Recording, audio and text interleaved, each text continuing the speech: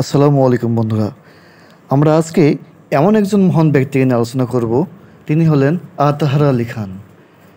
তাকে চিনে না বাংলাদেশে এমন কোনো ক্রিকেট প্রেমী নাই। আতাহার আলী খান তিনি একজন ক্রিকেটার, সাথে তিনি একজন ধারাভাষ্যকার।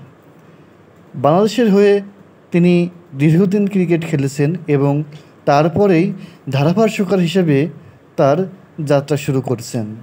আতাহার আলী খান তার ফেসবুক ভেরিফিকেশন পেজে ঢুকলে দেখতে পাই সে বাহারি রঙের পোস্ট দিয়ে থাকেন সবসময়।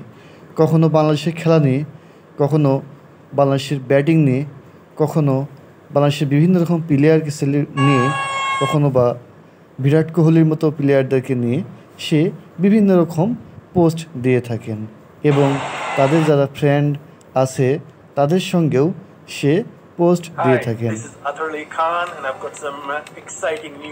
এর সঙ্গে আতাহার আলী খান তিনি অন্যান্য ফ্র্যাঞ্চাইজি লিগগুলোতেও কমেন্ট্রি করে থাকেন এবং তার ফেসবুক ভেরিফিকেশন পড়ে দিয়ে থাকেন।